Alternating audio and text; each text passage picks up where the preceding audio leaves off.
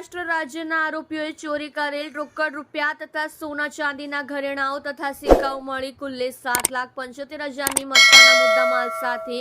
ગણતરીના કલાકોમાં આરોપીઓને પકડી પાડતી Rander police inspector Shri A.S. Sonara, Rander police station Surat શહેર સાહેબ શ્રી તથા સેકન્ડ પોલીસ ઇન્સ્પેક્ટર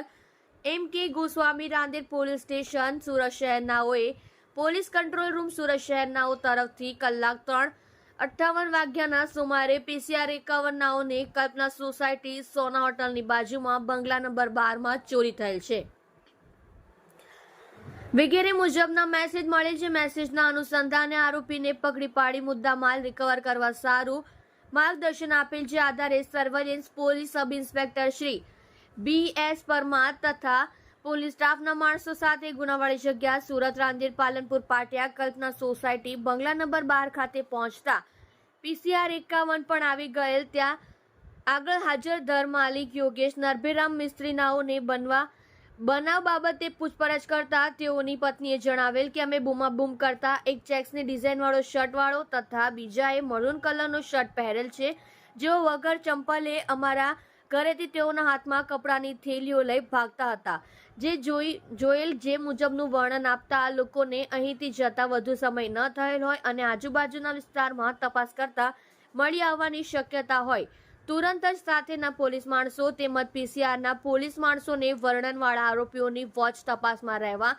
અને મળી આવેથી તુરંત જ જાણ કરવા સૂચના આપવામાં આવી, તેમજ તાબાના પોલીસ માણસોને અલગ અલગ દિશામાં તપાસમાં રવાના કરેલ અને એકબીજાના સંપર્કમાં રહેવા સૂચના કરેલ અને થોડા સમયમાં સાથેના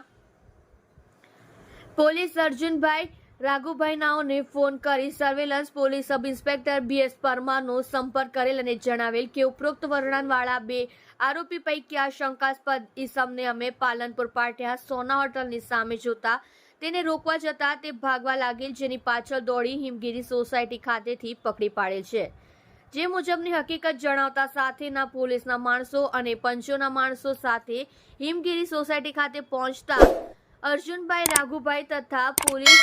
ગૌરવભાઈ અશોકભાઈ નાઓએ એક લાલ કલરનો શર્ટ પહેરેલ ઈસમને રોકડ રૂપિયા 1,80,000 સાથે પકડી પાડેલ બાદ પકડવાના બાકી સાથીદારને શોધવા નીકળેલ હતા અને રેલવે અથવા બસ મારફતે ગયેલ હોવાની શંકા આધારે અડાજણ પાટિયા થઈ ચંદ્રશેખર આઝાદ બ્રિજ થઈ ગોટાલાવાડી થઈ લાલ દરવાજા થઈ રેલવે સ્ટેશન તથા તેની આજુબાજુના વિસ્તારોમાં સઘનપૂર્વક તપાસ હાથ ધરવામાં આવેલ અને રેલવે સ્ટેશનની આજુબાજુના